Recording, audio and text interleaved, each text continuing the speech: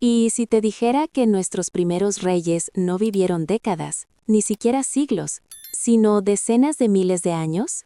Hace poco tuve acceso a un expediente clasificado, un documento que la historia oficial preferiría mantener oculto, susurrándome secretos de un pasado que desafía todo lo que creemos saber.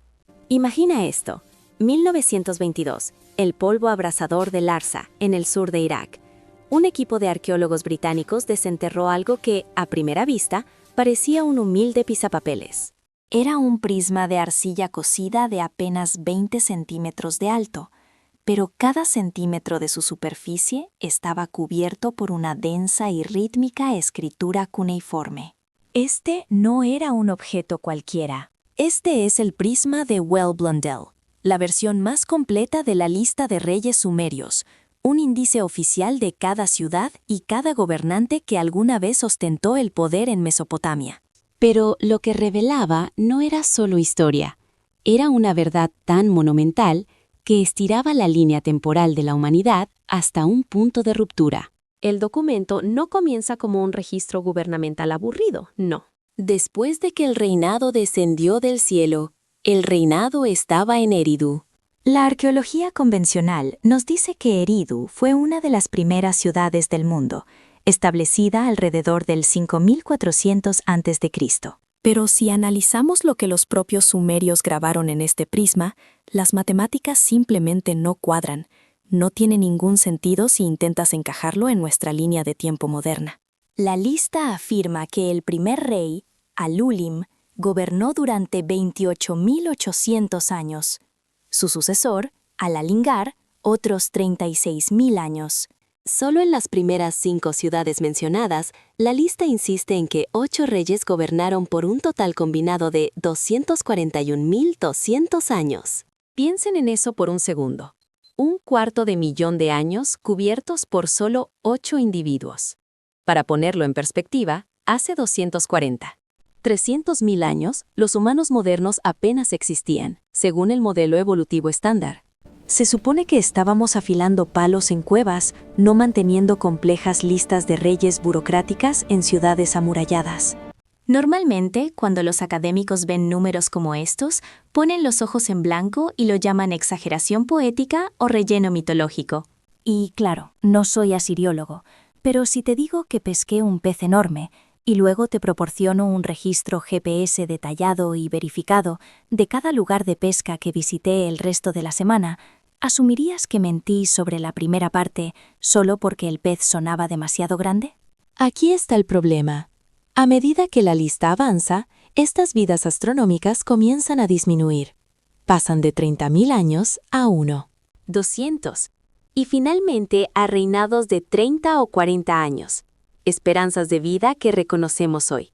Lo aterrador es que el mismo documento que enumera a estos reyes tempranos imposibles, eventualmente lista gobernantes que sabemos, con certeza, que fueron reales. Hemos encontrado sus palacios, sus inscripciones, sus tumbas. Entonces, ¿dónde exactamente termina el mito y comienza la historia? ¿Los sumerios simplemente decidieron empezar a decir la verdad a mitad del prisma? ¿O nos falta algo fundamental sobre la era que ellos llamaron la Edad Antidiluviana? ¿Y si estos 8 reyes no eran solo leyendas? ¿Quiénes o qué eran realmente? Para entender por qué los sumerios registraron números tan asombrosos, debemos mirar a las 8 figuras que definieron la era antidiluviana o prediluviana. Estos no eran solo nombres en una página, eran la base de una civilización. La lista comienza en la ciudad de Eridu, con Alulim, que reinó durante 28.800 años. Le siguió Alangar, que ocupó el trono durante 36.000 años. Cuando el reinado se trasladó a la ciudad de Bat Tibira, los reinados continuaron desafiando la biología moderna. Enmenluana gobernó durante 43.200 años. Enmengalana por 28.800 y el rey pastor Dumosid por 36.000. Estos individuos, junto con los últimos 3 reyes de las ciudades de El Larak, Sipar y Shurupak, forman un grupo que supuestamente gobernó durante casi 250.000 de años. En nuestra comprensión actual de la historia, 240.000 años cubren casi toda la existencia de nuestra especie. Sin embargo, los escribas sumerios registraron estos números con la misma precisión objetiva que usaban para llevar la cuenta de sacos de grano o los movimientos de los planetas. Sugiere que para ellos había una lógica específica y disciplinada detrás de esos números. La clave de esta lógica radica en el sistema matemático sexagesimal sumerio. Mientras que hoy usamos un sistema de base 10, los sumerios usaban la base 60. Es la razón por la que todavía tenemos 60 segundos en un minuto y 360 grados en un círculo. En la lista de reyes, los reinados masivos son casi siempre múltiplos de 60. Usaban unidades específicas llamadas sar, que representaban 3.600 años, y ner, que representaban 600. El reinado de Alulim de 28.800 años, por ejemplo, es exactamente 8 sars. Los historiadores convencionales argumentan que estos números son puramente simbólicos. Sugieren que los escribas no estaban registrando años literales, sino que usaban estas grandes unidades matemáticas para señalar la grandeza o la naturaleza divina del gobernante. Es como decir que un rey era más grande que la vida, dándole un reinado matemáticamente perfecto. En esta visión, los años son un código para el estatus, no una medida de tiempo.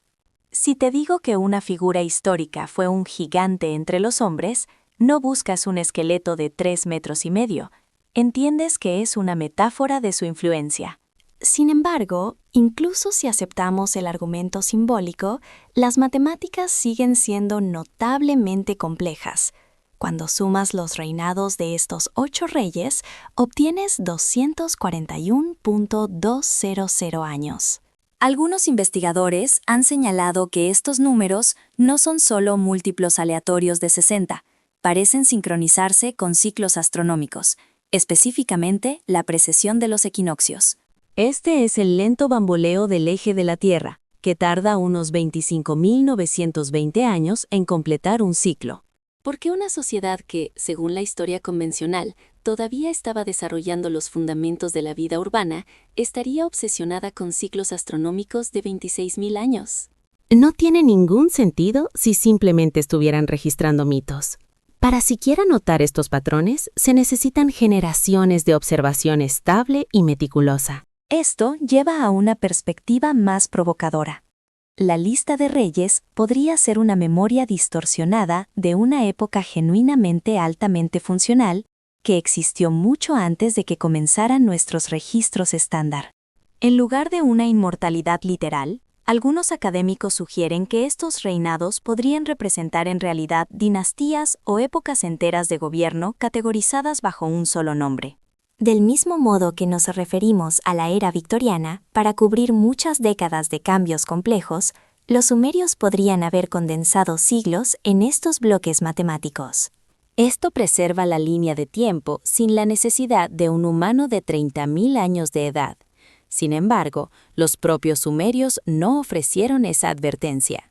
Presentaron estas cifras como una verdad literal, junto con los detalles mundanos de la construcción de canales y la recaudación de impuestos. Creían que sus primeros reyes descendían del cielo, una frase que podría implicar un origen diferente, o quizás simplemente un nivel de autoridad considerado más allá de lo humano. Ya sea que los veas como padres fundadores legendarios o representantes de una era sofisticada perdida, el hecho es que sus nombres fueron preservados con una reverencia que raya en lo obsesivo. La transición al final de esta lista es la parte más discordante de todo el artefacto. Después del 8º rey, la lista no se desvanece simplemente en la siguiente dinastía, choca contra una pared. El registro es interrumpido por un evento catastrófico que supuestamente borró el mapa, una inundación global que reinició la civilización sumeria en su totalidad. Si esto fuera solo una inundación estacional rutinaria, ¿por qué marcaría el fin absoluto de una era definida por reinados de 28.000 años? ¿Por qué la supuesta grandeza de los reyes se desvaneció junto con las ciudades que gobernaron? Tenemos que preguntarnos si la inundación no fue solo un evento meteorológico, sino un reinicio sistémico total para el mundo mesopotámico. Y si ese reinicio ocurrió, ¿qué exactamente se perdió en el agua que causó que las esperanzas de vida de cada rey posterior comenzaran un colapso dramático y repentino? La división entre la edad de los inmortales y el mundo que reconocemos hoy no se describe como un cambio gradual. En los registros sumerios aparece como una ruptura repentina. En el prisma de Well-Blondel, una larga lista de gobernantes, reinados y fechas continúa de manera ordenada hasta que se detiene abruptamente. La inundación barrió la tierra. Esta breve frase es una división monumental que separa una era de longevidad legendaria de una nueva realidad, más frágil. Durante décadas, la Academia desestimó esta inundación como un dispositivo puramente teológico, algo que los sumerios usaron para explicar la brecha entre sus leyendas y su realidad. Pero en 1929, Sir Leonard Woolley estaba excavando el cementerio real de Ur cuando decidió cavar un poco más profundo. Debajo de los entierros humanos más antiguos conocidos, encontró una capa limpia de 8 pies de espesor de limo depositado por el agua. Esto no era solo un parche de barro. Era un depósito masivo y prístino de arcilla que no contenía artefactos, huesos ni signos de vida. Woolley se dio cuenta de que para que se formara una capa de limo tan espesa, todo el valle habría tenido que estar sumergido bajo un inmenso volumen de agua estancada durante un período significativo. Observó que la civilización debajo del limo se veía fundamentalmente diferente de la que eventualmente se reconstruyó encima. Capas similares de limo estéril se han identificado desde entonces en otros sitios sumerios clave como Shuruppak y Kish, a menudo apareciendo directamente sobre los restos del período Jemdet Nasr alrededor del 2900 A. Resulta que la lista de reyes estaba registrando una memoria que estaba físicamente grabada en la tierra. Según los estándares de 2026, el consenso científico sugiere que esto no fue necesariamente un único evento global, sino una serie de inundaciones regionales catastróficas. Mesopotamia estaba definida por el Tigris y el Éufrates, ríos que eran notoriamente impredecibles. Las encuestas geológicas indican que hace unos 500 años, el fuerte deshielo glacial combinado con patrones climáticos extremos probablemente hizo que estos ríos desbordaran sus orillas a una escala que habría cubierto el horizonte. Para una civilización que vivía en un valle fluvial plano, una inundación que cubre todo lo que puedes ver es, a todos los efectos prácticos, un evento de extinción global. Este relato mesopotámico no existe en el vacío, lo cual es quizás la parte más intrigante. Comparte un ADN sorprendente con la epopeya de Gilgamesh y la narrativa del diluvio del Génesis. En la versión sumeria, el héroe es Ziusudra. En la versión babilónica posterior es Utnapishtim. Y en la tradición hebrea es Noé. Si bien los nombres cambian, la mecánica de la historia sigue siendo la misma: una advertencia divina, un barco masivo y la supervivencia de un pequeño grupo para reiniciar la humanidad. La lista de reyes, sin embargo, trata este reinicio con un tono frío y administrativo. No se enfoca en el viaje del héroe. Se enfoca en las consecuencias políticas, declarando explícitamente que después de que el agua retrocedió, el reinado tuvo que descender del cielo por segunda vez. Aquí es donde las matemáticas comienzan a ser verdaderamente incómodas para los historiadores tradicionales. Antes de la inundación, la lista afirma que los reyes gobernaron durante un promedio de 10.000 años. Inmediatamente después de la inundación, los números caen drásticamente. Al primer rey postdiluviano, Etana, se le atribuyen 1560 años. Su sucesor, Enmebaragesi, gobernó durante 900 años. Las matemáticas simplemente no cuadran si asumimos que estos fueron años literales, tal como los definimos hoy. Si una inundación regional ocurrió en el 2900 a.C., y tenemos reyes históricamente verificados que aparecen solo unos siglos después, estos reinados de 1000 años empujarían la inundación a una era en la que la arqueología ni siquiera apoya el reinado urbano. Lo que nos deja con la pregunta: ¿por qué los sumerios registrarían una disminución que imita tan perfectamente un colapso biológico? ¿Podría la inundación representar más que solo agua? Algunos investigadores se preguntan si es un marcador para una pérdida masiva de tecnología o información. En esta visión, los reyes de larga vida representan una época de alto funcionamiento, que fue tan superior que los sumerios posteriores solo pudieron escribirla en unidades de SARS y NERS. Cuando ese mundo fue sumergido, los sobrevivientes se quedaron con los fragmentos de una civilización que ya no podían mantener por completo. Eran, en efecto, una especie con amnesia, tratando de reconstruir un mundo que había sido literalmente borrado por el agua. A medida que el agua retrocedió y surgieron las nuevas ciudades, los sumerios lucharon por recuperar ese mandato celestial. Pero a medida que lo hacían, algo extraño comenzó a suceder con el registro. Los nombres comenzaron a coincidir con la realidad física del desierto. Si la inundación marcó el final de los inmortales, ¿qué tipo de personas estaban ocupando el vacío para tomar su lugar? Para responder a esa pregunta, primero tenemos que ver cómo los sumerios reconstruyeron su mundo. No se despertaron en una nueva era. Efectivamente, reiniciaron el reloj en una ciudad llamada Kish. Según la lista de reyes, este fue el primer lugar donde el reinado aterrizó después de descender del cielo por segunda vez. Es aquí donde vemos la primera generación de gobernantes postdiluvianos. Y aunque todavía vivían durante siglos, la escala de su poder claramente había cambiado. El primer rey de esta nueva dinastía fue Engushur, quien gobernó durante 1200 años. Fue seguido por Kubaba, a quien se le atribuyen 960 años. Si bien estos números todavía suenan como algo sacado de una leyenda, en comparación con los reinados de 30.000 años de la era anterior, parece un colapso biológico repentino.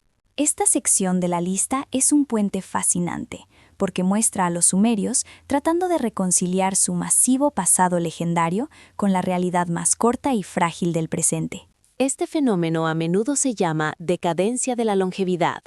Es un patrón que aparece casi idénticamente en las genealogías bíblicas del Génesis. Antes de la inundación, se dice que figuras como Matusalén vivieron casi un milenio. Inmediatamente después del evento, las edades de los patriarcas comienzan un fuerte declive exponencial hasta que alcanzan los 70 u 80 años estándar que esperamos hoy. En la lista de reyes, la dinastía de Kish sirve como el ejemplo principal de esta transición. Es como si la cualidad divina del reinado se hubiera diluido por el desastre, dejando a los sobrevivientes con una conexión desvanecida con su fuente original de poder. Una de las figuras más intrigantes de este periodo es un rey llamado Etana. Se le describe en la lista como el pastor que ascendió al cielo y consolidó todos los países extranjeros. La historia convencional generalmente ve a Etana como un héroe mítico, pero también se le menciona en documentos posteriores históricamente verificables como un gran unificador. Los sumerios incluso tenían una epopeya dedicada a él, que describe una búsqueda desesperada de una planta del nacimiento para asegurar un heredero. En esta historia, Etana salva a un águila herida, y a cambio, el águila lo lleva volando al cielo para encontrar la planta en los cielos. Cuando lees las descripciones en el mito de Etana, los detalles son sorprendentemente específicos para un texto escrito miles de años antes de la invención del vuelo. Cómo la tierra se encoge a medida que vuelan más alto. Como la tierra parece un pequeño jardín, y el mar parece una cesta de pan. Es un relato visual muy descriptivo de la altitud que parece fuera de lugar para una civilización que supuestamente nunca abandonó el suelo. Ya sea que tomes al águila literalmente o lo veas como una metáfora de un método de viaje temprano olvidado, los sumerios claramente intentaban decirnos que sus primeros reyes postdiluvianos todavía poseían conocimientos que no eran comunes para la persona promedio. Sin embargo, incluso con estas hazañas heroicas, las esperanzas de vida seguían disminuyendo. Para cuando llegamos a los últimos reyes de Kish, los reinados caen a cientos de años, y luego eventualmente a los 80 y 90. Es un regreso constante a la línea de tiempo humana estándar. Esto crea una fricción entre la lista de reyes y la arqueología convencional. Si estos reyes gobernaban durante 900 años, habrían ocupado un período de la historia para el que ya tenemos un registro arqueológico bastante claro. Y no encontramos evidencia de humanos individuales viviendo tanto tiempo en el tercer milenio antes de Cristo. Las matemáticas simplemente no cuadran si las tomamos literalmente. Pero eso no significa que los nombres sean falsos. Si alguien escribe una biografía y afirma que una persona fue un titán que movió montañas, no asumimos que la persona nunca existió. Asumimos que el lenguaje es hiperbólico, pero los sumerios eran increíblemente disciplinados con sus registros. Si decían que alguien gobernó durante 500 años, podrían haber estado refiriéndose a toda su casa o dinastía, usando su nombre como un marcador para una época cultural específica que él fundó. Esto lleva a la conclusión de que la lista de reyes no es solo una lista de personas. Es un mapa de cómo los sumerios veían la decadencia de su propia civilización. Se veían a sí mismos como descendientes de gigantes, encogiéndose lentamente para encajar en un mundo más pequeño y restrictivo. Pero a medida que avanzamos en la lista, llegamos a un punto de inflexión que la historia oficial ya no puede ignorar. Nos encontramos con un rey cuyo nombre no solo está en un prisma de arcilla, sino en objetos de piedra físicos encontrados en la tierra. Esto nos lleva a una figura cuyo nombre cambia la naturaleza del misterio, un gobernante llamado Enmebarajesi. Él es el primer rey de la lista cuya existencia ha sido probada por inscripciones físicas. Pero aquí está el problema. La lista dice que gobernó durante 900 años. Si la arqueología prueba que fue una persona física real, ¿cómo manejamos el hecho de que su reinado imposible está registrado en el mismo documento? Para entender cómo los sumerios veían la transición de la leyenda a la realidad, tenemos que mirar a un rey llamado Enmebarajesi. Durante mucho tiempo, los historiadores lo trataron como un nombre más en una lista de figuras míticas, no diferente de los gobernantes que supuestamente vivieron durante decenas de miles de años. Sin embargo, la arqueología finalmente alcanzó al texto. A principios del siglo XX, los investigadores descubrieron múltiples fragmentos inscritos de jarrones de alabastro en las ruinas del templo de Enlil en Nippur. Estos fragmentos llevaban una inscripción simple pero profunda: Enmebarajesi, rey de Kish. Este hallazgo cambió la naturaleza del misterio. Enmebarajesi, que gobernó alrededor del 2700 AC, se convirtió en la primera persona en la lista de reyes sumerios cuya existencia está confirmada por un objeto físico de su propio tiempo. No es solo un personaje en una historia.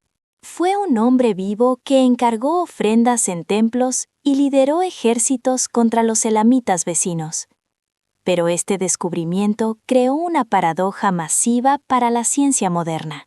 Si bien la arqueología prueba que fue una persona real, la lista de reyes insiste en que gobernó durante exactamente 900 años. Las matemáticas simplemente no cuadran. Si aceptamos el jarrón como prueba de su existencia, ¿cómo manejamos la vida útil astronómica registrada en el mismo documento? Crea una fricción que la historia convencional debe navegar con cuidado. Por un lado, tienes un artefacto físico sólido encontrado en la Tierra. Por el otro, tienes un registro que afirma que este mismo hombre vivió casi 1 milenio. Sugiere que los sumerios no solo inventaban nombres, sino que aplicaban un conjunto de reglas muy diferente a cómo medían el tiempo y el poder. La existencia de este fragmento de jarrón acorrala a la arqueología convencional. Si aceptamos el objeto como prueba de que Enmebarajesi fue una persona física real, debemos confrontar el hecho de que su reinado de 900 años está registrado en el mismo artefacto que sus victorias militares. Sugiere que la lista de reyes no era solo una colección de mitos, sino una línea de tiempo cuidadosamente curada, diseñada para injertar la legitimidad de una época perdida y longeva en los reinados más cortos del presente. Cuando lees las descripciones de esta era, algo que destaca es cómo los sumerios usaban estos nombres como anclas para su identidad cultural. En su opinión, el reinado no era solo un trabajo, era una sustancia que descendía y se movía de una ciudad a otra. Al darle a Enmebaragesi un reinado de 900 años, los escribas podrían haber estado consolidando varias generaciones del gobierno de su familia en un solo nombre reconocible. Es un poco como usamos el término los Tudor para describir un siglo de historia inglesa. Pero los sumerios eligieron personificar todo ese bloque de tiempo a través del padre fundador de la dinastía. Este método de registro permitió a los sumerios cerrar la brecha entre sus orígenes celestiales y su realidad vivida. Mantuvo viva la conexión con los inmortales, incluso mientras los reinados reales de los reyes se reducían a lo que vemos hoy. Pero Enmebaragesi no solo aparece en las inscripciones de templos y las listas de reyes. También es una figura central en las tradiciones épicas de Mesopotamia, apareciendo a menudo como el antagonista principal del rey más famoso de todos, Gilgamesh. Enmebaragesi está registrado como el padre de Aga, quien asedió la ciudad de Uruk. Este asedio lo puso en conflicto directo con un gobernante cuyo nombre se ha vuelto sinónimo de la búsqueda de la inmortalidad, Gilgamesh. Durante siglos, Gilgamesh fue considerada una figura puramente legendaria. Pero el hecho de que esté tan estrechamente relacionado con el históricamente verificado Enmebaragesi plantea una posibilidad sorprendente. Si la arqueología prueba que el rey de Kish, con 900 años de edad, fue una persona real, ¿qué significa eso para sus contemporáneos? Nos encontramos en una encrucijada, donde los nombres del prisma de arcilla se vuelven tangibles. A medida que seguimos la lista desde Kish hasta las murallas de Uruk, la línea entre el mito y la historia se vuelve más delgada que nunca. Si Enmebaragesi fue real, ¿quién más se escondía a plena vista dentro de estos antiguos registros?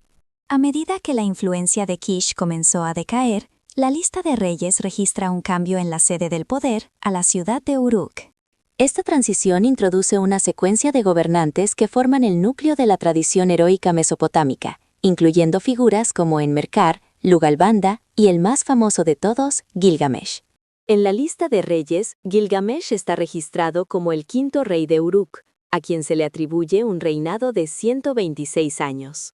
Si bien esto es un paso significativo por debajo de los reinados de 1000 años de la dinastía anterior, todavía lo coloca en una categoría de longevidad que desafía los límites biológicos modernos.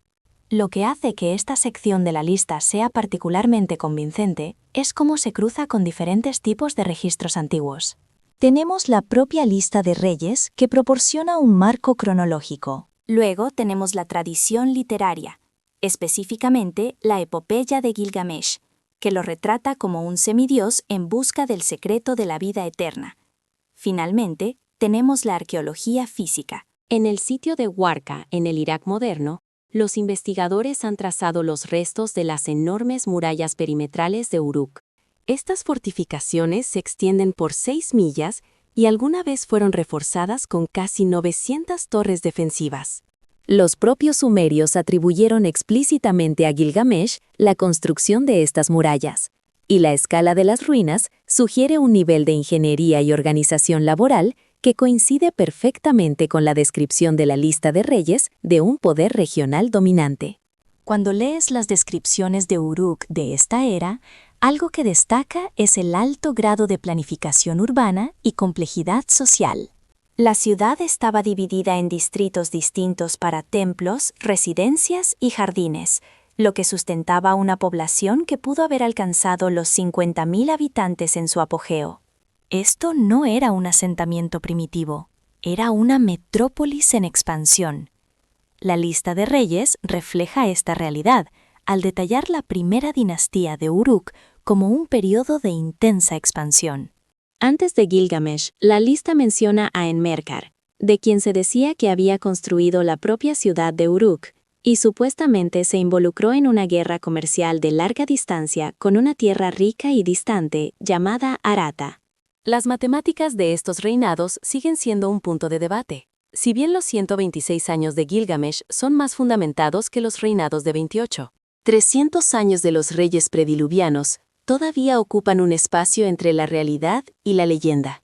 Algunos historiadores sugieren que estos números específicos podrían estar relacionados con el sistema sumerio de seguimiento del tiempo a través de la observación astronómica. Eran meticulosos con los movimientos de Venus y la Luna, y es posible que las duraciones de estos reinados se calcularan para alinearse con ciclos celestes más grandes, convirtiendo efectivamente la lista de reyes en un calendario cósmico.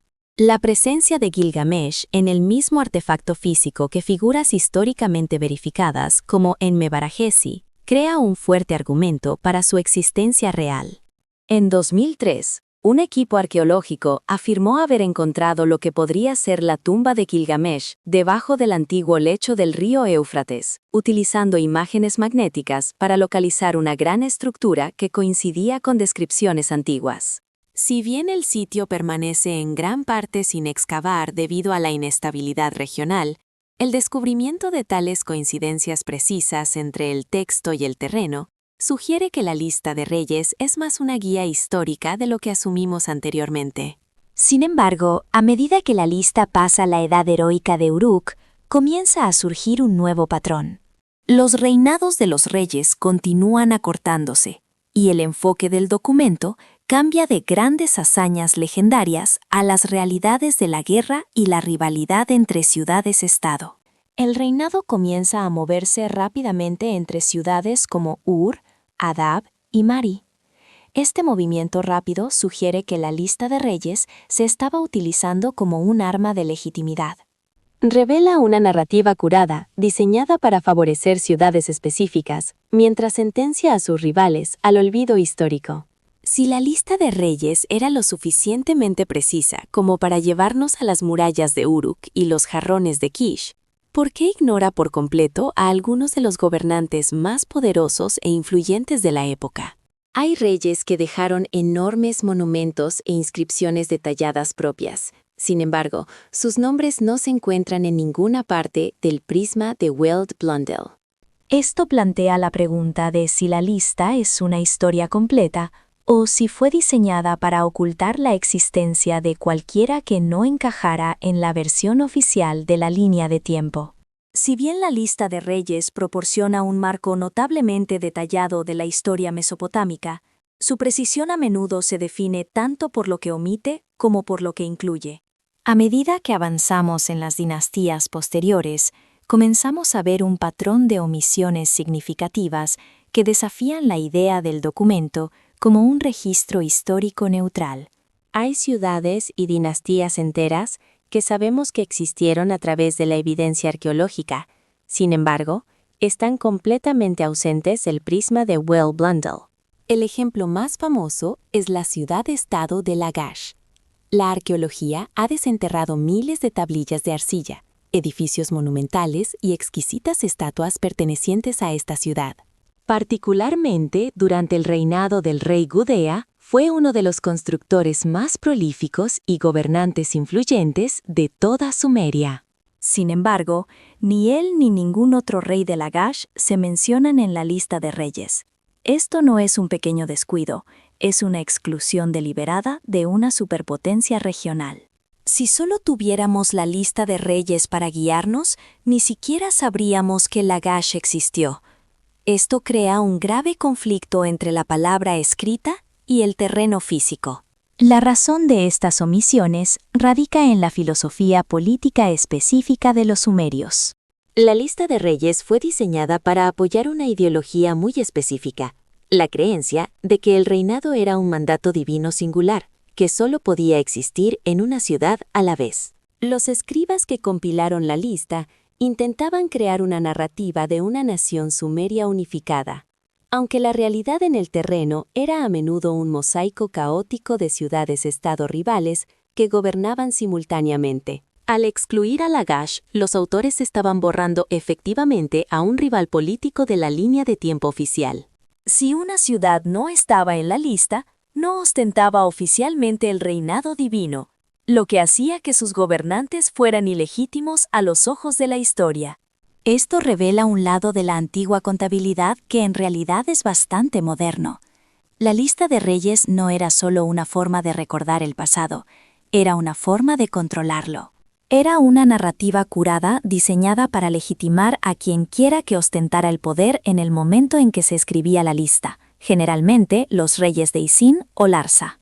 Esta memoria selectiva explica por qué el reinado parece saltar tan rápidamente de una ciudad a otra. En realidad, muchas de estas dinastías probablemente gobernaban al mismo tiempo en diferentes partes de Mesopotamia, pero la lista de reyes las forzó a una única secuencia lineal para mantener la ilusión de un gobierno solitario continuo. Cuando una ciudad era conquistada, los escribas simplemente registraban que el reinado se trasladaba al vencedor, ignorando el hecho de que ambas ciudades podrían haber estado floreciendo durante siglos, una al lado de la otra. También cambia la forma en que tenemos que ver esas vidas útiles astronómicas desde el principio de la lista. Si los escribas sumerios estaban dispuestos a borrar siglos enteros de historia y reyes poderosos como Gudea para encajar una narrativa política, sugiere que eran maestros de la manipulación de la información. El aspecto aterrador de la lista de reyes es la comprensión de que estamos viendo una versión de la historia que ha sido depurada y reorganizada. Es un recordatorio de que las personas que escriben los registros tienen el poder de decidir quién es recordado y quién es consignado al olvido. Esto plantea una pregunta sobre la integridad de todo el documento. Si las secciones posteriores, históricamente verificables, están tan fuertemente editadas por razones políticas, ¿qué significa eso para las secciones legendarias tempranas? ¿Fueron los reinados de 28.000 años un tipo similar de manipulación? ¿O se basaron en un conjunto de datos aún más profundo y complejo que los escribas intentaban preservar dentro de su línea de tiempo curada? Para descubrirlo, tenemos que mirar más allá de los nombres y adentrarnos en los números mismos, donde un código matemático oculto parece vincular la lista de reyes con las estrellas. Para investigar por qué los sumerios registraron duraciones de tiempo tan asombrosas, tenemos que ir más allá de los nombres de los reyes y centrarnos en los números específicos que eligieron. En muchas versiones de la lista de reyes, la duración total de los reinados prediluvianos suma exactamente 432.000 años. Esto no es solo un número grande y redondo. Es una constante matemática que aparece con una frecuencia sorprendente en las tradiciones antiguas de todo el mundo, desde el Valhalla nórdico hasta las escrituras védicas de la India. En el campo de la arqueoastronomía, los investigadores han observado que 432.000 es un múltiplo significativo de 72. Este es el número exacto de años que tarda el bamboleo axial de la Tierra, o la precesión de los equinoccios, en desplazar la posición de las estrellas en solo 1 grado desde nuestra perspectiva. Un ciclo completo de precesión tarda aproximadamente 25.920 años. Cuando divides 432.000 por 60, la base del sistema matemático sumerio, obtienes 7.200. Estas proporciones sugieren que los sumerios no solo registraban cuánto tiempo un rey se sentaba en un trono, sino que incrustaban una comprensión sofisticada de la mecánica celeste en su línea de tiempo histórica. Esto crea una fricción significativa con el modelo estándar de la historia. Se nos dice que los sumerios fueron los primeros en desarrollar la administración urbana básica alrededor del 3500 AC. Sin embargo, para reconocer la precesión de los equinoccios, se necesitan siglos de datos astronómicos precisos. No se puede rastrear un ciclo de 26.000 años mirando el cielo durante una sola vida. Requiere un esfuerzo de observación estable y multigeneracional que predate el inicio oficial de la civilización sumeria.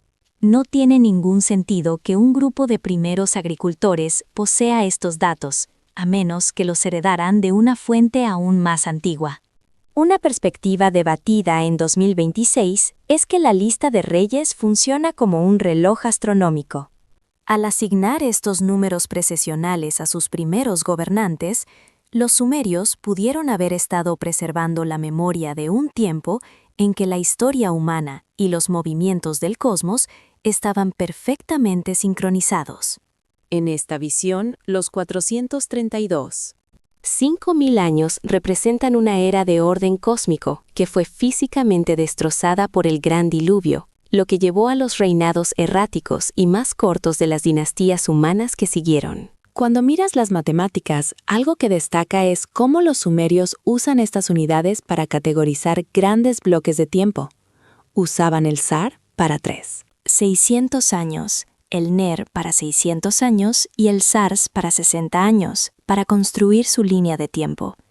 La era prediluviana total se registra a menudo como 120 sars. Estos son números limpios y elegantes que sugieren un nivel de disciplina matemática que usualmente asociamos con la física moderna. Plantea la pregunta de si los sumerios estaban registrando la historia tal como sucedió o si estaban tratando de reconstruir un pasado perdido usando la única constante que les quedaba, las estrellas. En última instancia, nos quedan 3 formas principales de interpretar este documento.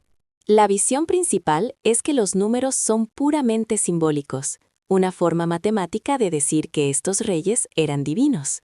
La segunda teoría sugiere que los reinados representan dinastías o épocas enteras condensadas en un solo nombre por simplicidad política. La tercera y más provocadora teoría es que la lista es un registro literal, aunque distorsionado, de una civilización altamente funcional que existió durante la Edad de Hielo. Una era donde los humanos rastreaban los cielos con un nivel de precisión que solo ahora estamos comenzando a redescubrir.